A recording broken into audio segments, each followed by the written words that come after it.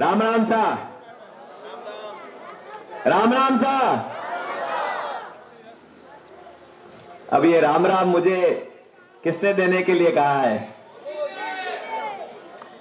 बिल्कुल साहब, हमारे देश के यशस्वी प्रधानमंत्री जिनको आपने अपने मस्तक पर बिठाया 2014 में और 2019 में भी आपने उनको और अधिक अपने विश्वास को मजबूती प्रदान करके उन्हें प्रधानमंत्री बनाया। ऐसे हमारे विश्व के लोकप्रिय नेता माननीय मोदी जी की तरफ से ये राम राम आप सबके लिए है। माननीय मोदी जी ने हम सब के लिए पिछले 9.5-10 सालों में क्या किया है वो हम सब भली भांति जानते हैं और हमारे जो आदरणीय वक्ता है उन सब बातों के बारे में बता दिया है। मैं तो इतना ही कहूंगा कि मोदी जी एक देव पुरुष है और ऐसा देव पुरुष सदियों में एक बार होता है और आप सब लोग भी इस विश्वास को मन में लेके बैठे हैं और आपने भी ये निर्णय कर लिया है कि 2024 में जब 22 जनवरी 2024 को राम मंदिर का उद्घाटन होगा और हमें जब उस रामलला के दर्शन करने का, भव्य मंदिर के दर्शन करने का सौभाग्य मिलेगा तो उन सीढ़ियों को चढ़ते हुए हम ये तय करके चढ़ेंगे कि मोदी जी की तीसरी बार सरकार बनानी है और उन्हें तीसरी बार प्रधानमंत्री बनाना है। पिछले 5 साल में गहलोत सरकार ने क्या किया वो भी हमसे छुपा नहीं है। गहलोत सरकार के काले कारनामे जो है वो लाल डायरी के कुछ पन्नों में बंद है। वो लाल डायरी के पन्नों में गहलोत सरकार के कारनामों के साथ साथ इस जनता का भाग्य भी उन्होंने बंद कर दिया। लेकिन अब आप चिंता मत करिए, वो लाल डायरी के पन्ने हैं वो खुलने लगे हैं। अब हमारा जो भाग्य है वो उदय होने लगा है और 2023 में प्रचंड बहुमत के साथ में भारतीय जनता पार्टी की सरकार बनाने जा रहे हैं और उसमें आप सभी का अभूतपूर्व योगदान रहेगा। अब बाड़मेर शहर की बात करें तो बाड़मेर शहर का क्या हाल हो गया है वो आप सबसे छुपा नहीं है। पिछले 15 सालों में जब हम एक व्यक्ति को जब उस पद पर बिठाते हैं, विधायक पद पर, तो हम उसको विधायक पद के रूप में नहीं बिठाते हैं, उसे एक सेवक के रूप में बिठाते हैं और उस सेवक का यह कार्य होता है कि वो पूर्ण ईमानदारी के साथ में, पूरी निष्ठा के साथ में आम जन की सेवा करे। लेकिन आज बाड़मेर का क्या माहौल हो गया है? बाड़मेर शहर का, आज बाड़मेर शहर में भ्रष्टाचार का माहौल हो गया है। नगर परिषद में करोड़ों का भ्रष्टाचार, हर चीज में करोड़ों का भ्रष्टाचार। आज सीवेज लाइन बिछी, कितनी बार बिछ गई है कोई गिनती नहीं है। एक बार फंड दिया गया, कुछ पाइप बिछा दिए गए, फिर कहा गया कि वो पुरानी जो सीवरेज लाइन है वो फेल हो गई है, तो ऐसा करते हैं रीटेंडरिंग करते हैं, एक बार और एक नया टेंडर निकाल देते हैं। उसका भी काम चला लेकिन उसका भी कोई फायदा हमको मिला नहीं। उसका नुकसान क्या हुआ? उसका नुकसान ये हुआ कि आज बाड़मेर में वाटर लॉगिंग की समस्या जो है वो बढ़ती जा रही है। एक तो बरसाती पानी हमें जो भगवान वरदान के रूप में देता है वो हमारे शहर के लिए अभिशाप बन गया है। हमारी जो नींवें हैं उसमें पानी जा रहा है, हमारे घर जो है, घरों को नुकसान हो रहा है और ईश्वर ना करे कि कभी ऐसा कोई मौका आ जाए कि कोई अनहोनी हो जाए, तो ये खतरा हमारे लिए बना हुआ है। तो मैंने इस बात को समझकर, मैं पिछले लंबे समय से इस क्षेत्र में भारतीय जनता पार्टी में सक्रिय हूं, तो इस बात को समझकर मैंने उसका एक सुझाव प्रस्तुत किया है। और सुझाव मैंने जब माननीय मोदी जी पधारे थे तब उस समय भी दिया था। आज मैं आपके सामने भी रख देता हूं कि हमारा जो इसका जो सॉल्यूशन है वो एक स्पंज सिटी के रूप में अगर विकसित किया जाए तो हो सकता है। आप कहते हैं स्पंज क्या होता है? तो माताएं बहनें जब बर्तन धोती है तो एक तरफ थोड़ा खुरदरा होता है, दूसरी तरफ जो स्पंज होता है ना पीले कलर का, तो उसमें क्या होता है कि जब उसको पानी में डालते तो वो पानी सोख लेता है और जब उसको निचोड़ते हैं तो वो पानी निकाल देता है। कहने में बहुत सरल बात है, सरल तरीका है।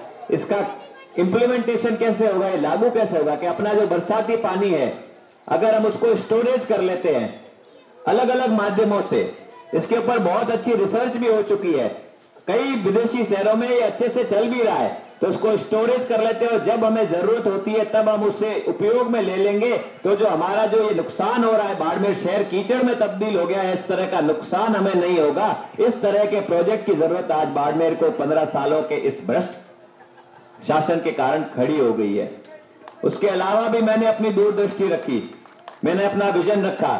मैंने ये कहा कि हमारे बाड़मेर के जो युवा हैं वो शिक्षा प्राप्त करना चाहते हैं, उसमें प्रतिभा है लेकिन उनको यहाँ मंच नहीं मिल पा रहा है। आज आप जो बाड़मेर कॉलेज है उसकी आप हालत देख लीजिए। आज बड़ी बड़ी कंपनियां बाड़मेर में काम कर रही है, लेकिन अगर कोई राजकीय महाविद्यालय वहां जाकर देखेगा, उसकी बिल्डिंग को देखेगा, तो हमें बड़ी शर्म महसूस होती है कि आज इतने बड़े बड़े बिल्डिंगें बन रही है, सरकारी बिल्डिंगें भी ऐसी स्थिति में नहीं है, बड़ी कंपनियों की बिल्डिंगें तो बड़ी बन रही है, लेकिन उसका लाभ जो है वो बाड़मेर की जनता को नहीं मिल पाया। 6 करोड़ का एक टेंट लगा दिया गया था, आप सबने देखा होगा कोरोना में। आज 6 करोड़ में कितनी भव्य बिल्डिंग बन सकती है, आप और मैं सोच सकते हैं, लेकिन उस 6 करोड़ का कोई इस्तेमाल हुआ क्या? कोरोना का समय था, गंभीरता थी, लेकिन जिस समय वो टेंट लग रहा था, जब जरूरत थी तब नहीं लगा था। जब अंत समय आया था, जब कोरोना की गंभीरता कम हो गई थी, तब वो टेंट लगा था, उसका उपयोग नहीं हो पाया। इस तरह की न जाने कितनी समस्याओं से आज बाड़मेर जूझ रहा है, उन सारी समस्याओं का समाधान करने की आवश्यकता है। एक और बात करूं, हमारा जो ये ओवरब्रिज और अंडरब्रिज बन रहा है, आज आप सोच समझ के देखिए कि क्या उस ओवरब्रिज की आवश्यकता थी क्या? आप सोच समझ के देखिए, जब भी कोई प्रोजेक्ट होता है तो एक अगर चौड़ी सड़क हो, अगर उसमें ब्रिज बनता है तो जो उसके आसपास की जो दुकानें होती है उनको फायदा होता है कि हाँ, उनके कम से कम निकलने का तो रहे। आज आप वहां जाके देख लीजिए, जो सारा का सारा जो मार्केट था, वो मार्केट खत्म हो गया है। वहां लोगों ने पाई पाई करके वो जमीनें ली थी, वो दुकानें बनाई थी अपने धंधे के लिए, अपने बिजनेस के लिए, लेकिन आज एक झटके में इस ओवरब्रिज के कारण वो सारा धंधा चौपट हो गया है। अरे जब शहर के अंदर इतना ट्रैफिक नहीं है, जब बाईपास बना हुआ है, तो अंडरब्रिज से अगर सही तरीके से बनाया जाता तो वो भी काम चल सकता था, लेकिन कुछ लोगों से बदला लेने की नीयत से, आप सब जानते हैं, मुझे कहने की आवश्यकता नहीं है, इस कारण से इस तरह की बात हुई। बदला लेने की नियति है, यही बाड़मेर को इस गर्त में ले आई है। एक और बात, उस बात को कहकर मैं अपनी बात पूरी करूंगा। हमारे यहां जो मेवाराम जी है, उनको केंद्र के जो प्रोजेक्ट है उसका श्रेय लेने की बड़ी आदत सी हो गई है। केंद्र के खुद से कुछ हो नहीं पाया, इसलिए जो केंद्र के प्रोजेक्ट है उसको अपना बना के परोसते हैं। आज मेडिकल कॉलेज को वो अपना बताते हैं। आप सब देख लेना, पता कर लेना, ये मेडिकल कॉलेज जो है ये केंद्र सरकार की देन है। बड़े बड़े कहा गया ना कि मेडिकल कॉलेज हम लेके आए, देखो हमने ये किया, लेकिन जब से हमने बात उठाना शुरू किया, उन्होंने उस बात को बंद कर दिया। ये जो NHAI के जो पुलिये बन रहे हैं, अपने यहां भी ये बन रहा है। एक समय ऐसा आया जब भोले लोगों को कहा जाता था कि ये सारे जो पुलिये ना ये मैं बनवा रहा हूं, कहते थे, आप में से भी कई को कहा होगा, केंद्र सरकार का नहीं बोलते थे, कहते ये देखो ये बाड़मेर में आसपास के पुलिये सारे मैं बना रहा हूं। अपने को धोखे में रखा गया, अपने को भ्रम में रखा गया। इस तरह की न जाने कितनी बातें हैं, वो सब हम लोग मन में जानते हैं, लेकिन उन बातों को बाहर दिखाने का जो समय है वो 25 नवंबर तय हुआ है। और आप सब लोगों को बैलेट नंबर 2 कमल के फूल के आगे का बटन दबाकर ये दिखा देना है कि हमारे मन में कितना जो है क्रोध छिपा है। मैंने जो शिक्षा अर्जित की है, मैं एक भाव लेकर आया हूं, और वो भाव मैं आप सबके सामने मैंने ये रखा है। और यदि आप मुझे आशीर्वाद देंगे, जैसा आशीर्वाद आपने 2003 में दादाजी स्वर्गीय श्री तगाराम जी चौधरी को अपार समर्थन देके दिया था, वही आशीर्वाद लेने के लिए आज मैं आप सबके बीच में आया हूं।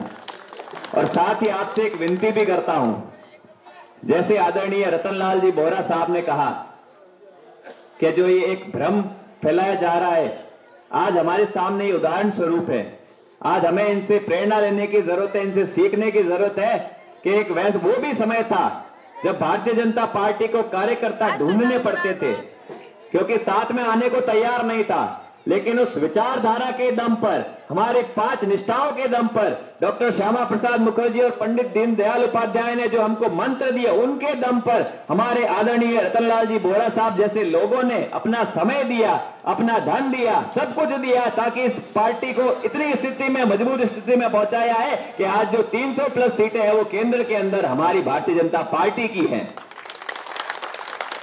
तो ये समय है, ये समय है पहचानने का कि कौन अपना है और कौन पराया, किसके मन में कमल बसता है और किसके मन में कमल नहीं बसता है।